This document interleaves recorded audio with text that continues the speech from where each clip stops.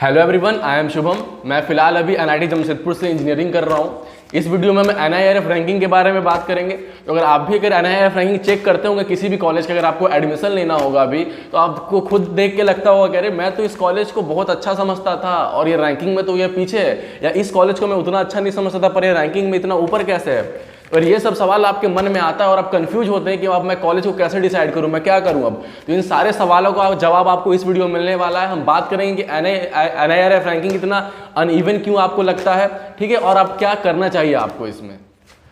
जैसा कि हम सब जानते हैं एनआईआरएफ रैंकिंग क्या है आपका, इंडिया में जितने भी कॉलेजेस हैं उनको रैंक करने का काम है कि कौन कॉलेज ज़्यादा बढ़िया है, उसका रैंकिंग डिसाइड करना है ना। जैसे स्कूल में मतलब टॉपर देखे थे कि वहाँ पे रैंक 1 रैंक 2, उसी तरह से पर्टिकुलर फील्ड में इंजीनियरिंग हो गया, मेडिकल हो गया, लॉ हो गया, अलग अलग हो गया, फिर अलग अलग हो गया और फिर ओवरऑल भी हो गया। तो किस फील्ड में कौन सा कॉलेज ज़्यादा बढ़िया है उसको रैंक करने का ये काम ये करता है एनआईआरएफ रैंकिंग। और मुझे इस बात का बेहद खुशी है कि मैंने एनआईआरएफ रैंकिंग के बेसिस पे अपने कॉलेज को डिसाइड नहीं किया था। और ये खुशी क्यों है ये आप वीडियो के अंत तक जरूर समझ जाइएगा। तो प्लीज़ वीडियो को बिना स्किप किए अंत तक देखिएगा, क्योंकि मैं नहीं चाहता हूँ कोई मिसकॉन्सेप्शन आपको बना रह जाए इस चीज़ के बारे में, ठीक है। तो देखिए, मैं प्राइवेट और गवर्नमेंट कॉलेज को कंपेयर नहीं करूंगा यहाँ पर मैं, कि मैं गवर्नमेंट कॉलेज से हूँ तो मैं अब ये बोलूँ कि भैया प्राइवेट कॉलेज का रैंकिंग अच्छा कैसे, बहुत सारे गवर्नमेंट कॉलेज है, ठीक है, उसके बारे में आप खुद ही जानते हैं। आपको खुद मालूम होगा कि अगर आप अभी काउंसलिंग करना चाह रहे होंगे या फिर आप किसी कॉलेज में होंगे तो आप पहले एक रेपुटेड गवर्नमेंट कॉलेज ही प्रेफर करते हैं कि जेई के थ्रू हमको एक कॉलेज मिल जाए, एनआईटी, आईआईटी, ट्रिपल आईटी या अदर जीएफटीआईज हो गया आपका, वो आपको रेपुटेड मिल जाए। आपका प्रायोरिटी खुद पहले वही होता है, उसके बाद आप प्राइवेट कॉलेज की तरफ शिफ्ट करते हैं। तो रैंकिंग भले चाहे जो भी हो, इसमें अंतर आपको खुद मालूम है कि हाँ भाई मुझे कहाँ पे जाना है।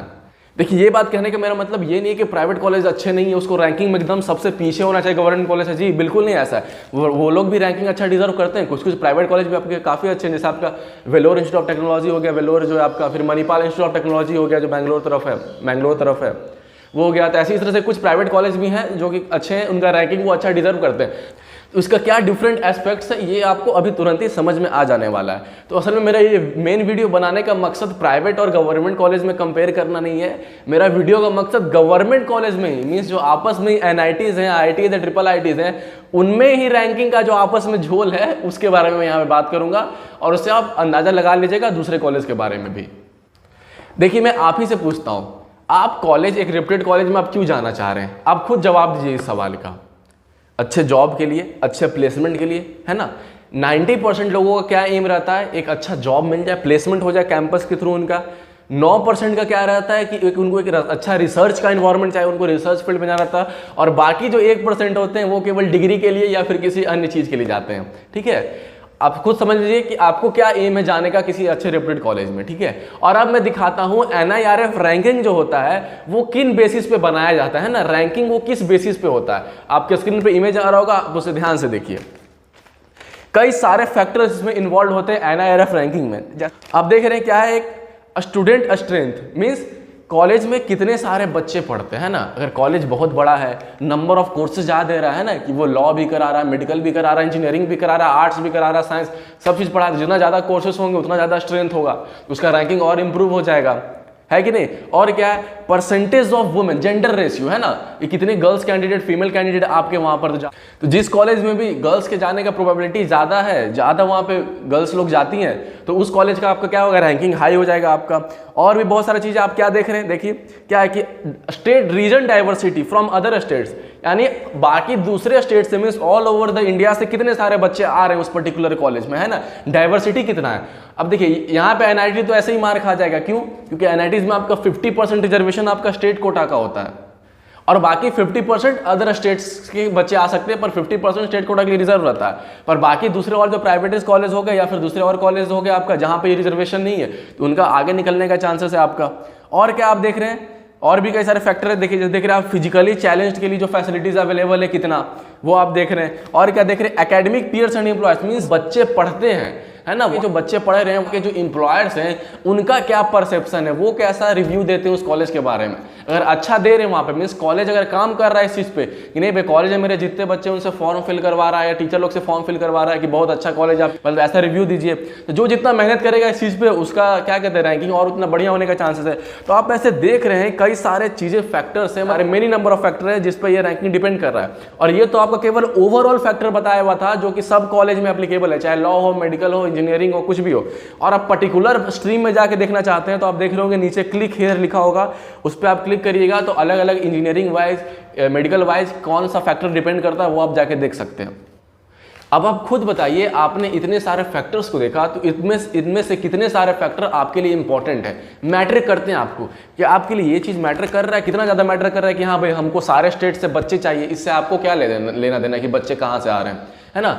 इससे आपको क्या लेना देना है उतना ज़्यादा कि भाई जेंडर रेशियो क्या है, इससे आपको क्या लेना है ज़्यादा कि भाई स्टूडेंट का स्ट्रेंथ क्या है, कितने आपको तो एक ही कोर्स करना ना, आप इंजीनियरिंग करना है, पूरे कॉलेज में कितने सारे कोर्सेस है, इससे आपको क्या लेना देना। तो इस तरह कई सारे चीज़ें हैं जिससे आपको लेना देना नहीं होता है, पर NIRF रैंकिंग में वो सब सारी चीज़ें भी शामिल होती हैं। तो इसीलिए अब आप समझ रहे हो क्यों आपको इतना रैंकिंग अनइवन दिखता है कि अरे भैया आपका कॉलेज इतना नीचे कैसे है अच्छा होने के बावजूद भी, ठीक है, या फिर और ऊपर होना चाहिए था, कम ऊपर कैसे है। तो ये कई सारे चीज़ें हैं, ये सब आप समझ सकते हैं। तो जो रैंकिंग दिया हुआ है उसे आप लगभग सही मान सकते हैं। कॉलेज आप खुद समझिए, कॉलेज केवल इन बेसिस पे नहीं हो सकता कि हाँ भाई आपका ज़रूरत क्या है, कि भैया मेरा ज़रूरत है प्लेसमेंट, हमको प्लेसमेंट चाहिए, तो हाँ गवर्नमेंट बोलेगा अच्छा चलो ठीक है कॉलेज को सिर्फ प्लेसमेंट के बेसिस पर रैंक कर दो। जी नहीं, आपका बेसिस, आपका मकसद ना प्लेसमेंट है, पर और भी जो कई सारे फैक्टर जो इंक्लूड किए गए हैं वो ऐसे फैक्टर हैं जो ओवरऑल सोसाइटी के ग्रोथ के लिए, कंट्री के ग्रोथ के लिए वो सब फैक्टर्स भी इंपॉर्टेंट रखता है, वो इंपॉर्टेंस रखता है उन सब चीज़ों के लिए। इसीलिए कॉलेज को ओवरऑल जज किया जा सकता है। इसीलिए जो उन ओवरऑल में जो बढ़िया रहता है उनका रैंकिंग वो ऊपर होता है, चाहे वो प्राइवेट हो या गवर्नमेंट हो। देखिए ये होता है और हो भी सकता है कि NIRF रैंकिंग कमेटी ने जो इंस्टीट्यूट से डेटा मांगा कि आपके पास क्या क्या फैसिलिटीज़ हैं, कैसा है क्या है नहीं है, उसका डेटा जो इंस्टीट्यूट ने अपना डेटा दिया वो उसने क्या किया, बढ़ा चढ़ा के NIRF की कमेटी को दे दिया। तो अगर उस कमेटी ने अच्छे से वेरीफाई नहीं किया या क्रॉस चेक नहीं किया तो हो सकता है कि वही बढ़ा चढ़ा हुआ डेटा आपके रैंकिंग में फीड हो जाए और फिर आपको उस कॉलेज का रैंकिंग आपको इम्प्रूव दिखेगा। पर जनरली इसे ठीक समझा जा सकता है, पर यहाँ पे इसी धोखे में आपको बिल्कुल भी नहीं आना है। अगर आप इंजीनियरिंग फील्ड में जा रहे हैं, ठीक है ना, तो खास करके आपको इस धोखे में बिल्कुल भी नहीं आना है कि आप कॉलेज के रैंकिंग के बेसिस पे आप कॉलेज डिसाइड करिएगा, ठीक है ना। आप अपनी ज़रूरत के बेसिस पर करिए। मैं आपको अपना पर्सनल एक्सपीरियंस बताता हूँ, मैं वीडियो में इसीलिए बना रहा हूँ कि मैंने जब JEE का काउंसलिंग का जब मेरा बारी आया था तो कई लोगों ने मुझे ये बात बोला कि देख लो जो NITs को तुम देख लो कौन सबसे ऊपर रैंकिंग पे, उसी हिसाब से तुम प्रेफरेंस फिल कर दो, है ना, कि पहले ये चाहिए उसके बाद ये चाहिए। आप काउंसलिंग आएगा तो आपको समझ में आएगा, प्रेफरेंस भरना रहता है, कौन सा आपको प्रायोरिटी आप कौन है, किस में आपको जाना है। तो कई लोगों ने मुझे सजेस्ट किया कि तुम NIRF रैंकिंग के बेसिस पे भर दो, ठीक है ना। और सबसे बड़ा बात कि आपके परिवार वाले भी यही चाहेंगे, आपके माँ बाप भी यही चाहेंगे कि हाँ भाई जितना बढ़िया रैंकिंग का कॉलेज हो, क्योंकि उनको तो सोसाइटी में बताना रहेगा हाँ भैया मेरा बेटा इस टॉप कॉलेज में है या फिर मेरी बेटी इस टॉप कॉलेज में है, उनको बताना रहेगा। वो तो NIRF रैंकिंग के बेसिस पे जस्टिफाइबल होगा वो रैंकिंग, पर ठीक है। तो लोग आपको कह सकते हैं ऐसा, पर हाँ वहीं पे मुझे कुछ लोग थे जो ये बात भी बोले कि नहीं NIRF रैंकिंग के बेसिस पे तुम डिसाइड नहीं करो, तुम डिसाइड करो प्लेसमेंट के बेसिस पे, रिसर्च के बेसिस पे। अगर तुम्हारा रिसर्च में तुम्हारा अगर जाने में बहुत ज़्यादा इंटरेस्ट है, रिसर्च के बेसिस पे करो। फी तुमको कितना देना पड़ रहा है ये देख लो, तुम कितना तुमको उसका फैसिलिटी तुम उठा पाओगे उन सब चीज़ों का वो तुम देख लो। तो इन सब बेसिस पे बात आया। तो जब मैंने इन सब बेसिस पे देखा तो मेरा रैंक उतना भी बहुत ज़्यादा बढ़िया नहीं था कि मैं एकदम टॉप के NITs में या IITs में चले जाऊँ, कि मतलब इतना अच्छा मैं ब्रांच ले लूँ, रिसर्च मैं बहुत अच्छा फील्ड मेरा हो जाए। तो वो तो उतना अच्छा मेरा रैंक नहीं था, पर हाँ पर प्लेसमेंट के बेसिस पे जज करने लायक मेरा रैंक था। तो मैंने प्लेसमेंट के बेसिस पे रैंक अपना कॉलेज जज किया। और उसका ये बात है कि आप मुझे पहले टॉप 10 NITs में, अभी आप जान रहे हैं NIT जमशेदपुर आपका 19th पोजीशन पे आता है, और NIT सिलचर जो आपका है वो टॉप 10th NITs के बीच में आता है हमेशा से ही, वो 8th 9th 10th इस तरह से पोजीशन पे वो रहता है। तो मुझे पहले सेम ब्रांच जो यहाँ मिला था वही ब्रांच मुझे वहाँ भी मिला, दोनों सेम ब्रांच अलॉट हुआ, पर फिर भी मैंने NIT सिलचर नहीं लेकर के NIT जमशेदपुर लिया। और मुझे BIT मेसरा जो कि आपका वो तो टॉप 10 में आता है ना, यानी BIT मेसरा को तो आप देखिएगा तो मतलब टॉप 5 NITs के इर्द गिर्द आप उसको देखिएगा BIT मेसरा को, ओवरऑल रैंकिंग भी उसका काफ़ी बढ़िया, ठीक है। तो मैंने BIT मेसरा में मुझे सेम ब्रांच अलॉट हो रहा था, पर फिर भी मैंने NIT जमशेदपुर को लिया। ऐसा मैंने क्यों किया ये आप पर्टिकुलरली एक वीडियो मेरा बना हुआ है NIT जमशेदपुर रिव्यू के नाम पे, उस पर जाकर के आपको समझ में आ जाएगा। पर दोनों कॉलेज सिलचर और मेसरा रियली बहुत बढ़िया कॉलेज है, पर मेरे कुछ फैक्टर थे जिनकी वजह से मैंने ये कॉलेज नहीं चूज करके NIT जमशेदपुर किया। वो आप मेरा वो NIT जमशेदपुर रिव्यू वाला वीडियो देखिएगा तो आपको ये पता चल जाएगा। तो चाहे प्राइवेट हो या गवर्नमेंट हो, आप कॉलेज अपने पैरामीटर पर डिसाइड करिए कि आपको क्या चाहिए कॉलेज से, ठीक है ना। आपको प्लेसमेंट चाहिए, रिसर्च चाहिए, एक्स्ट्रा करिकुलर एक्टिविटी, स्पोर्ट्स का बहुत बढ़िया फैसिलिटी चाहिए, क्या चाहिए आपको, उस बेसिस पे आप कॉलेज डिसाइड करिए, ना कि एनआईआर रैंकिंग पे। क्योंकि आप देख रहे हैं कि एनआईआर रैंकिंग कई सारे फैक्टर्स पे है जो कि आपके काम का नहीं है, ठीक है। ऐसे ओवरऑल वो कॉलेज में रहना भी चाहिए वो फैक्टर्स, पर आपके काम का नहीं है, तो कृपया आप इन सब चीज़ों में ना जाकर के अपने काम का फैक्टर को देख करके आप कॉलेज को डिसाइड करें।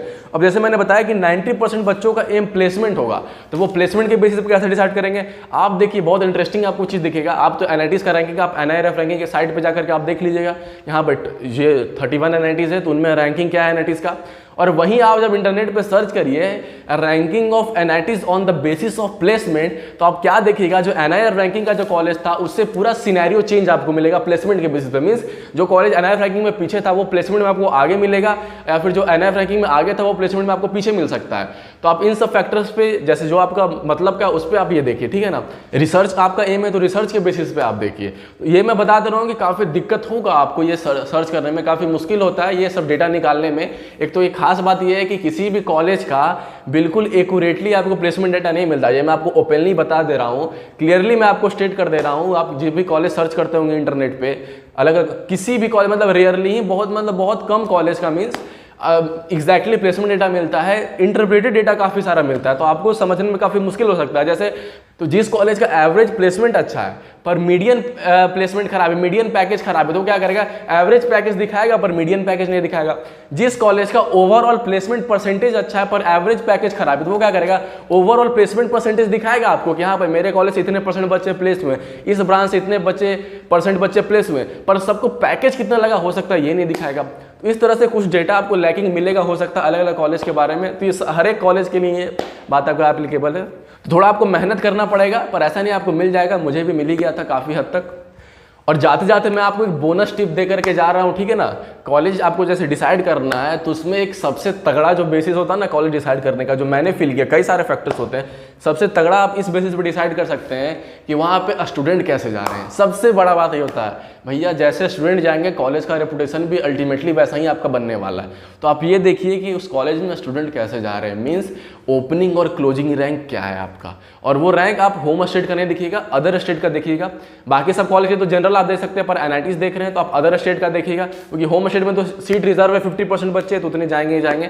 पर बाकी जो 50% अदर स्टेट से आ रहे हैं, तो आप देखिए कि बाकी सब बच्चों में कितना भीड़ है उस कॉलेज में जाने का। तो इससे आप अंदाजा आपको काफ़ी हद तक, एक्यूरेटली तो मैं नहीं कह सकता हूँ, पर काफ़ी हद तक आपको अंदाजा मिल जाएगा कि ये कॉलेज कितना अल्टीमेटली आपको फायदा देने वाला है। क्योंकि जाहिर सी बात है, जब काफ़ी अच्छे रैंक के बच्चे वहाँ पे जा रहे हैं, भीड़ लगा हुआ अच्छे बच्चों का वहाँ पे, तो कुछ ना कुछ बात तो होगा कॉलेज में जो वहाँ पे बच्चे प्रेफर कर रहे हैं। तो अगर ये वीडियो आपको कहीं से भी यूजफुल लगा हो, जरा भी लगा हो आपको कि हाँ ये मेरे ओपिनियन को क्लियर किया है, तो प्लीज़ चैनल को सपोर्ट करेगा, सब्सक्राइब कर लीजिए, इसे वीडियो को शेयर और लाइक कर लीजिए, ताकि आप मुझे सपोर्ट करेगा तभी मैं आपके लिए और ज़्यादा यूजफुल कंटेंट लाता रह सकूँगा। चैनल पे और भी कई यूजफुल वीडियोज हैं, आप जाकर उन्हें चेक कर सकते हैं। तो चलिए दोस्तों, फिर मिलते हैं अगली वीडियो में।